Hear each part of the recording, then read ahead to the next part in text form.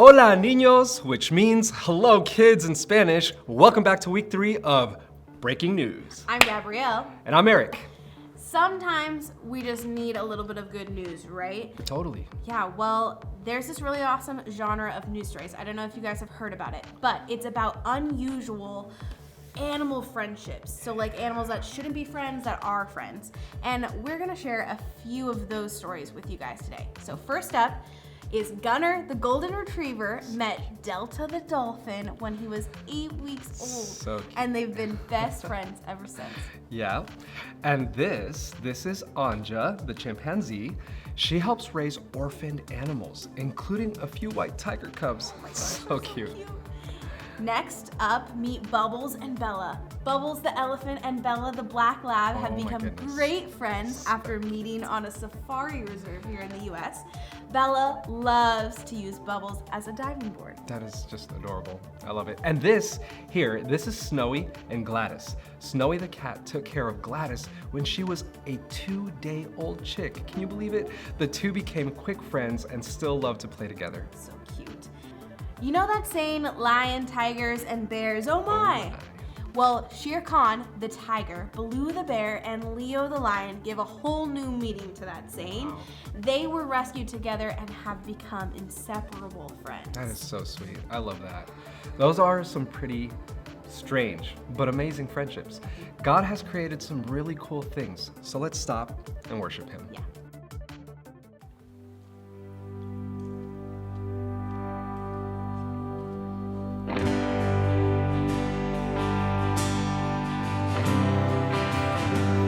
Alright, let's sing this together. I searched the world, but it couldn't fill me. Man's empty praise and treasures the faith are never enough. Then you came along, put me back together, and every desire is now satisfied here in your love. Sing this now. Oh, there's nothing better than you. There's nothing better than you, Lord. There's nothing. Nothing is better than you.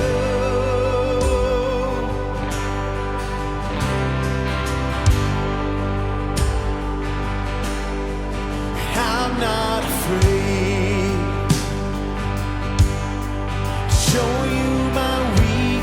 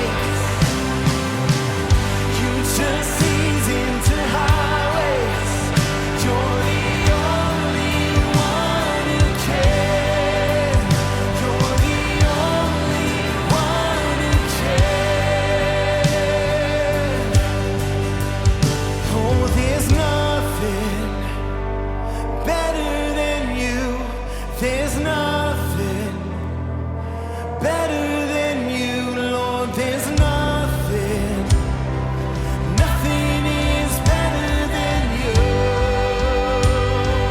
There's nothing better. Oh, there's nothing better than you.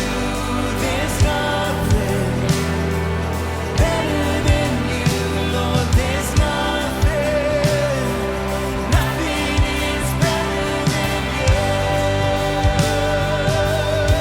Come on, sing it out.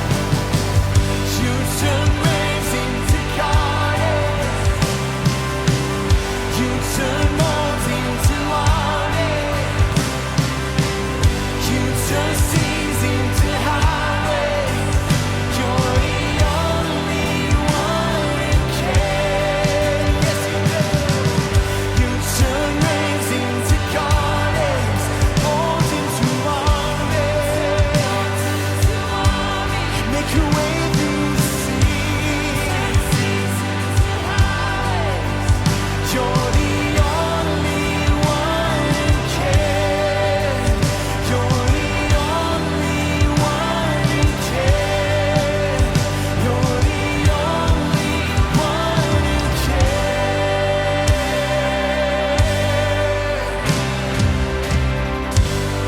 Put your hands together, let's give him praise.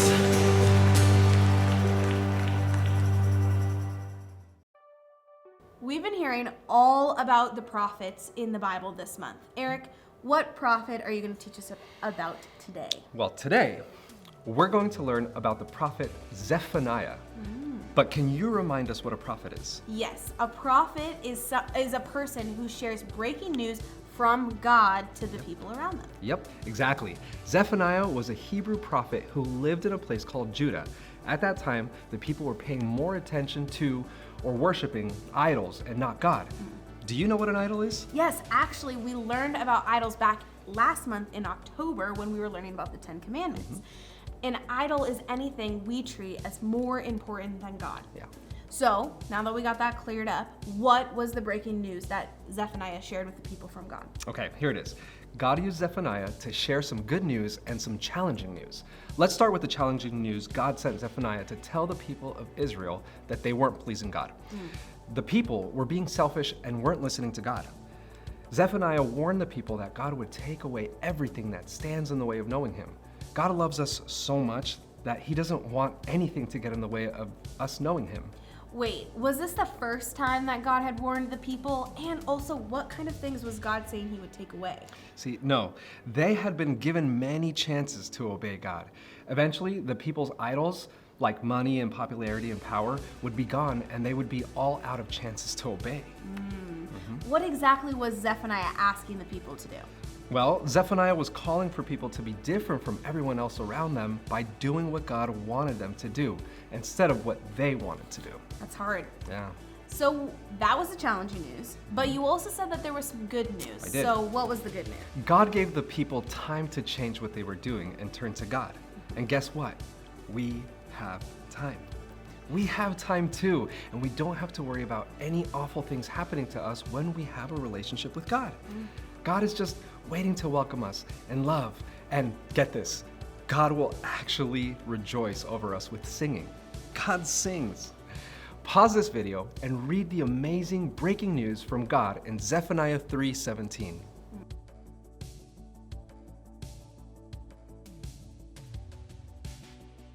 That's one concert I definitely don't want to miss. I didn't even know that God sings. I never thought about that. Yeah. It's pretty cool that Zephaniah's breaking news from God is for us too today, not just for the Israelites.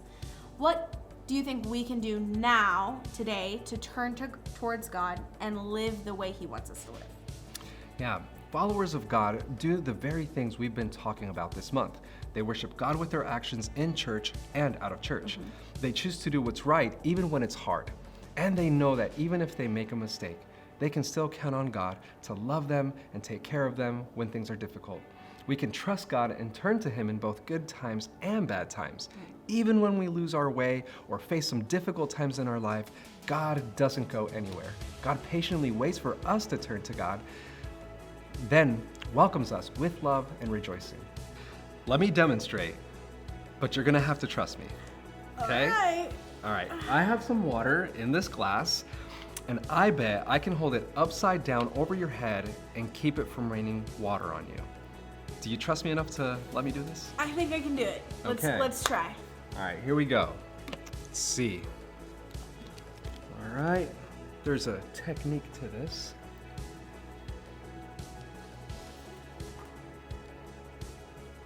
Look at that. That was so cool! That was pretty awesome, Eric. There you I'm glad I trusted you. Was it hard to trust you wouldn't get wet? A little bit, but you said I could trust you, and you've proven me in the past that you're trustworthy. So I knew that you wouldn't do anything to purposely hurt me or purposely get me wet with water. Yeah. I mean, counting on someone means trusting that they won't do anything to harm you or let you down. Zephaniah told the people they were going to live through some very tough times, but in the end, God was with them, and they realized they could always count on God. So the next time you have a really terrible day, remember, when times are tough, I can count on God. That's a great thing to know and remember in both the good and the hard times. We haven't checked in with Carl yet today, so let's go see what he's been up to. Yeah. Oh, hey there, little chicken nuggets. It's me, Carl. Sorry I'm late. My raccoon got out this morning. I'll start in a second. I just need to check the local news. I only check it once a year, and today's the day. So let's see what's been happening for the past 365 days. What? No. No. No! Welcome to Grow TV, hosted by Carl, where we have fun with our friends, talk about Jesus, and go over everything the Bible has to offer. Now once again, welcome to Grow TV. Oh man, oh man, oh man. This isn't good. There's so much bad stuff happening all over the world. It just makes me sad. No, I'm not gonna let this make me sad. I'm not. No! What's the use? Oh man. Oh! Okay, Carl. Pull yourself together. How do we fight sadness? Let's look it up. Chocolate? Can't do that. Roller coasters? Afraid of heights. Holding puppies? I'm allergic to cuteness. Happiness! The cure to sadness is happiness. So how do I become happy? Well, if sad news makes me sad, then happy news should make me happy. Boom! Let's search for the happiest stories in news history.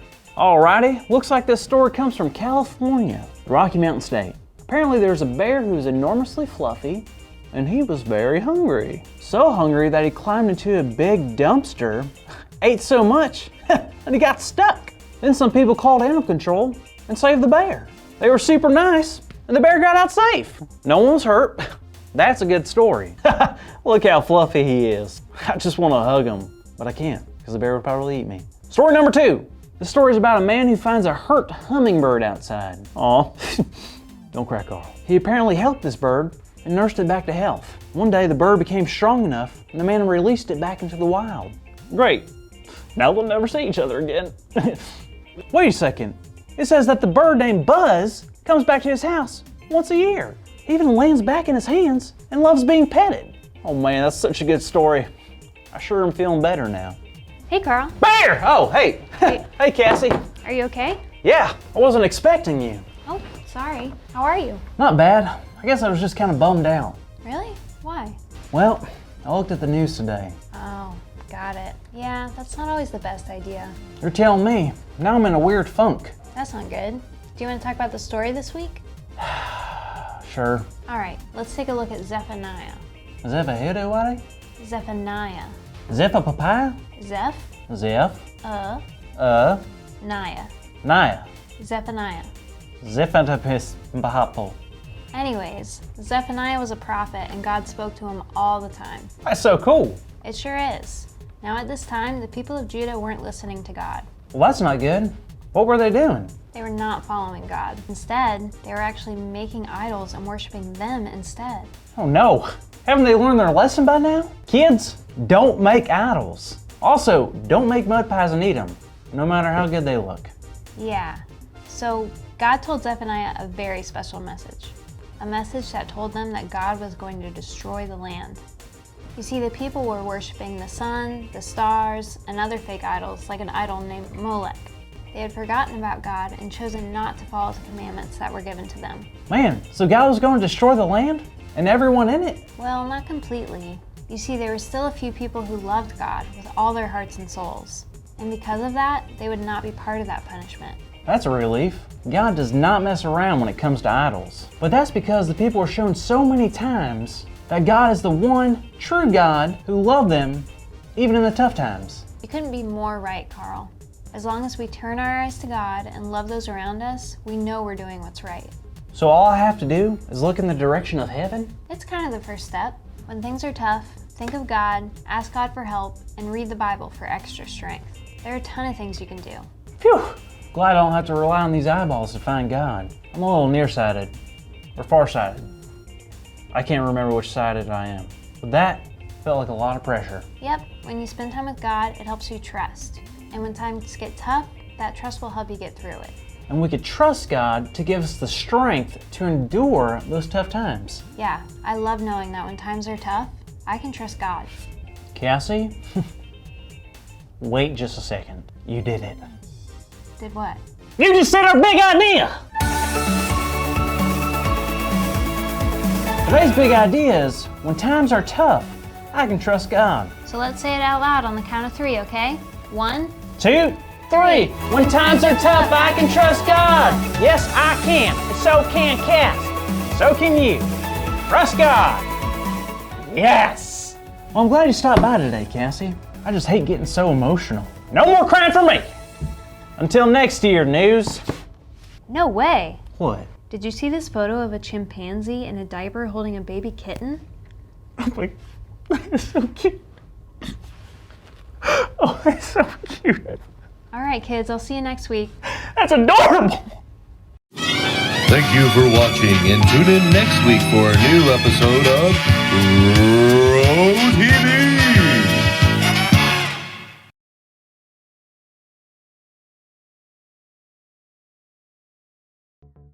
Eric, what time is it? Do you know? I think I do. What time? It's game time. It's game time. And we have another game for you guys to play in your class. It is called Rock, Paper, Scissors, Posse. So here's how you play. First, you find someone in the classroom to play rock, paper, scissors with. So Eric and I will demonstrate for you. So you're gonna play a very normal game of rock, paper, scissors, and we'll, just for the sake of clarity, go on shoot. So you go rock, paper, scissors, and show your sign on shoot. Ready? Here we go. Rock, paper, scissors, shoot. Rock, paper, scissors, shoot. Rock, paper, scissors, shoot. Rock, paper, scissors, shoot. Oh, boom! Eric Rock, won. paper, scissors. That was pretty good. So now I am in Eric's team or posse. So I go behind Eric and I have to chant his name enthusiastically. So I go, Eric, Eric, Eric. And Eric needs to go find another team to play in rock, paper, scissors. When he finds that new team, he'll play them, and whoever the winner, if Eric wins again, we stay in Eric's team and they join us and start cheering Eric's team. But if Eric loses, Eric and I will join that new team and cheer on the winner. And you're gonna play until there's only one team left and everyone is cheering one person's name. That's exciting. Yeah, have fun.